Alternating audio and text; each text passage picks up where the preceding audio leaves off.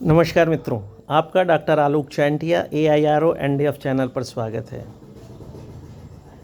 भारत जैसे देश में जहाँ पर हिंदू सोशल सिस्टम में इस बात को स्वीकार किया गया है कि पहले वर्ण व्यवस्था थी और उस वर्ण व्यवस्था के बाद जाति व्यवस्था बनी और वह जाति जन्म से निर्धारित होने लगी। लेकिन क्या यह हिंदू धर्म का कार्य है या फिर जैसे जैसे हम आक्रमणकारियों से प्रभावित होते गए उन्होंने अपने अनुसार भारत की इस व्यवस्था को एक विधिक मकड़जाल में फंसाकर हमारे सामने यह स्थिति पैदा कर दी कि हम यह समझें कि हिंदू धर्म में जाति व्यवस्था थी।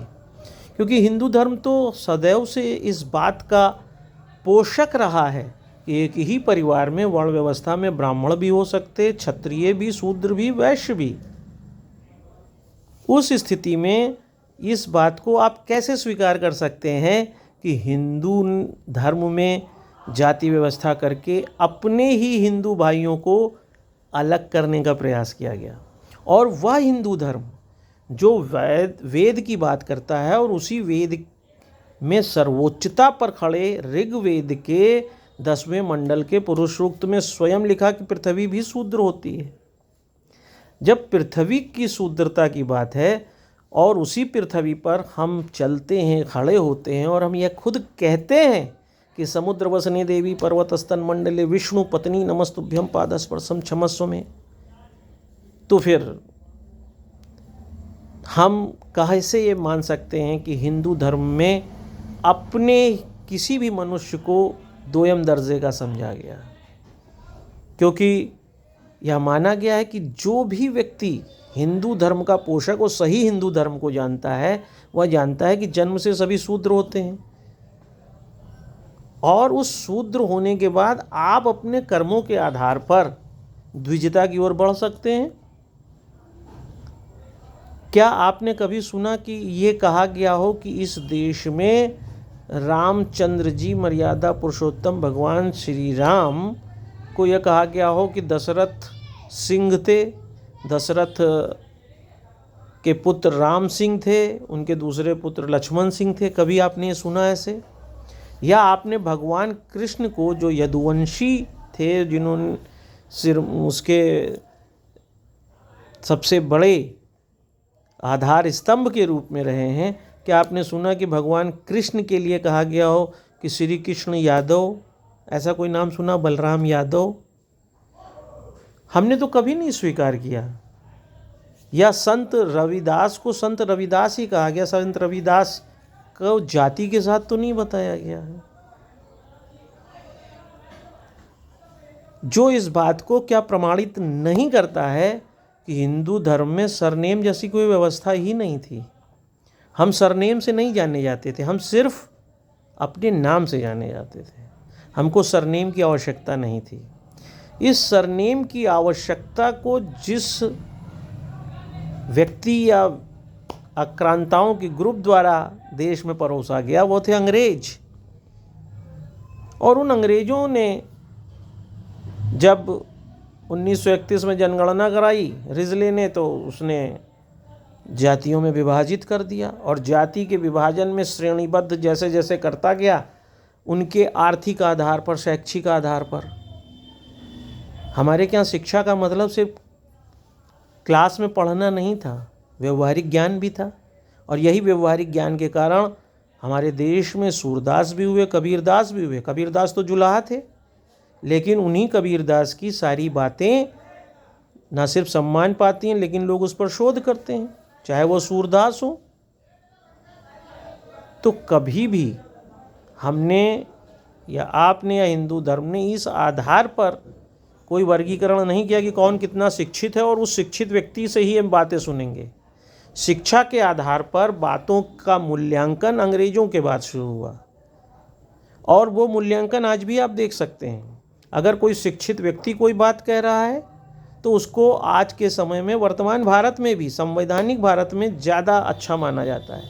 लेकिन अगर कोई अनपढ़ आदमी आज के समय में कोई बात कह रहा है तो उसका कोई मूल्य ही नहीं है। क्योंकि हमने उपनिवेशिक व्यवस्था में सब कुछ, चाहे देश की संरचना हो, चाहे मूल्यों की संरचना हो, चाहे सामाजिक संरचना हो, सभी में इतनी विभाजनकारी स्थितियां पैदा कर दी कि उससे आप अब इस दिमाग से सोचते ही नहीं हैं कि जो बात कही गई है वह कालिदास के द्वारा लिखे गए अभिज्ञान शाकुंतलम मेघदूतम जैसी संरचना देने वाले कालिदास को मूर्ख कहा गया इस देश में। लेकिन कभी इस बात पे विमर्श किसी ने नहीं किया कि एक मूर्ख व्यक्ति के द्वारा कही गई बात का क्या मूल्य।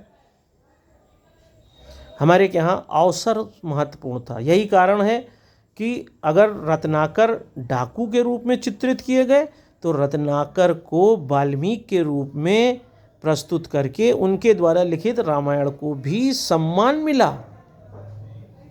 क्या कभी इस आधार पर कोई भेद आपको दिखाई दिया कि नहीं वो तो एक डाकू थे और उन्होंने रामायण लिखी, पता नहीं क्या फर्जी लिखा? हाँ, यह निश्चित रूप से है कि जब भी किसी कालखंड में आक्रमण होते रहे तो अध्ययनों के माध्यम से उस धर्म की लिखी बातों को, उस धर्म को क्षति पहुंचाने के लिए बहुत सी बातों को बाद में समाहित किया गया है। लेकिन भारत में जाति व्यवस्था जैसा कुछ भी नहीं था। अब उस अंग्रेज़ों के द्वारा रखी गई बातें, सबसे ज़्यादा भारत का विभाजन या भारत देश कई भागों में अंग्रेज़ों के समय बटा। कहीं बर्मा अलग हो गया, कहीं तिब्बत अलग हो गया, कहीं भूटान अलग हो गया, कहीं पाकिस्तान, बांग्लादेश, आप देखिए सब कुछ अंग्रेज़ों के बाद अलग होता चला गया। और उसके साथ साथ अंग्रेज़ों द्वारा इस बात को भी इस रूप में रख दिया गया कि जाति का जहर ऐसा बो दिया जाए कि हर व्यक्ति जाति के आधार पर अपने को छोटा बड़ा समझकर अपने को बांटने का प्रयास करे। और वो बांटने का प्रयास कैसे करेगा? क्योंकि प्रजातंत्र में मतों का महत्व हो गया। अब उस मत को जो एक निश्चित संख्या में ज़्यादा पाएगा वो जनप्रतिनिधि बन जाएगा। उसका परिणाम ये है कि अब कोई व्यक्ति शिक्षित होकर अच्छे कार्य कर कर आगे नहीं बढ़ना चाहता। वो अपने समूह की संख्या बढ़ाकर और इतनी संख्या बढ़ा लेना चाहता है कि उसका एक प्रतिनिधि जरूर सदन में पहुंच जाए। ये जाति व्यवस्था का मकड़जाल का सबसे बड़ा समाज को दर्द मिला। और हम उस बात को आज भी हिंदू व्यवस्था के आधार पर थोप देते हैं और यह मानते हैं कि हिंदू व्यवस्था के कारण सब चौपट है, जबकि विश्व में बहुत से ऐसे देश हैं जहाँ जाति व्यवस्थाएं रही हैं। यही नहीं, आप ये जानते हैं कि जिस तरह से जन्म से जाति का निर्धारण कर दिया गया, जनगणना के बाद इस तरह से जातियों का वर्गीकरण कर दिया गया, वह इतना कठोरता में चला गया कि जो लोग पुरातत्व शास्त्र पढ़े हुए हैं वह जानते हैं कि एक पत्थर जो बिल्कुल जड़ समझा जाता है, स्थिर समझा जाता है, उसके अंदर भी गति होती है। और जब भी ऐसे पत्थर पर कोई आप प्रहार करते हैं तो आपको लग रहा है कि उस पत्थर पर प्रहार करने पर कोई प्रभाव नहीं पड़ रहा है, लेकिन जब आप एक पत्थर से दूसरे पत्थर पर वार करते हैं तो जो ऊर्जा पत्थरों के अंदर चली जाती है वो उस पत्थर को अंदर से तोड़ती हैं और बहुत अनियमित तरीके से तोड़ती हैं। जो पुरातत्व शास्त्र जानते हैं वो बलबाप परकशन का उन्होंने नाम सुना होगा। वो बलबाप, जब आप पत्थर पे वार करते हैं तो जहाँ पर पत्थर पर वार किया गया है वहाँ पर एक गुंबद जैसी संरचना हो जाती है जिसे बलबाप परकशन कहते हैं।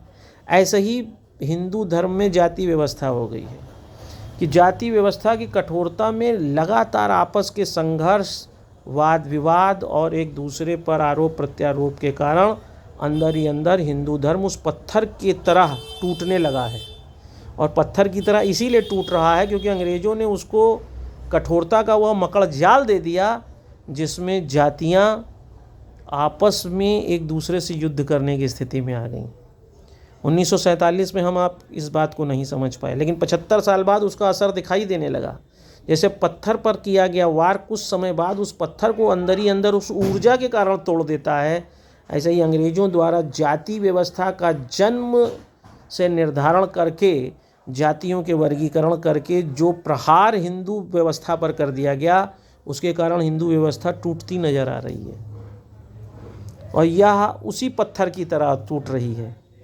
वो ठीक है कि टूटे हुए पत्थर से आप मकान भी बना सकते हैं, मूर्ति भी बना सकते हैं, किसी पर पथराव भी कर सकते हैं, लेकिन हर पत्थर का फिर अपना एक अलग महत्व हो जाता है। इसलिए हमें यह समझना होगा कि क्या हिंदू धर्म उस कठोरता को छोड़कर जीना चाहता है या फिर उस कठोरता को लेकर जीना चाहता है। क्योंकि मैं बार बार सबसे पूछता हूँ और आपको भी इस वीडियो के माध्यम से समझा रहा हूँ कि क्या हिंदू धर्म ने जातियों को छोटा समझ के देखा था? तो फिर हिंदू विवाह में धोबिन से सुहाग क्यों मांगा जाता था? कुम्हार के यहाँ से बर्तन क्यों आते थे? मनिहारिन, पनिहारिन, इन सब का क्या योगदान था? कश्यप का क्या योगदान था? परिवार में होने वाली किसी भी हिंदू शादी में सभी जाति के लोगों का योगदान होता था, तब वह शादी संपूर्णता और पूर्णता को प्राप्त होती थी। जिस देश की शादी की व्यवस्था में हर जाति के व्यक्ति का महत्व और उसके द्वारा किए गए कार्यों के बिना शादी संपादित नहीं होती, उस देश में आप कैसे कह सकते हैं कि जाति व्यवस्था का मकड़जाल सदैव से ऐसा ही रहा है? शायद हमने अपने मूल हिंदू धर्म के कंटेंट की एनालिसिस, विश्लेषण करना छोड़ दिया है, जिसके कारण हमें जाति व्यवस्था में एक कठोरता का वह मकड़जाल लगता है जो हिंदू धर्म के मूल धर्म में नहीं था, बल्कि आक्रांताओं के आक्रमण के कारण और लंबे समय तक अंग्रेज़ों के इस देश में बने रहने के कारण और उनका मिशनरीज़ के द्वारा संस्कृतियों का अध्ययन कराकर उस संस्कृति पर प्रहार करने के लिए बनाए गए नियम विधियों के कारण एक बहुत ही सुंदर संरचना समय के साथ बिखरती दिखाई दे रही है। इसलिए आपको यह विचार करना होगा कि क्या हिंदू जाति व्यवस्था हिंदू धर्म की देन थी या हिंदू धर्म पर होने वाले प्रहार की देन है। और अगर ऐसा है तो आपको सोचकर देखना चाहिए कि हम सत्यता के कितने नज़दीक हैं।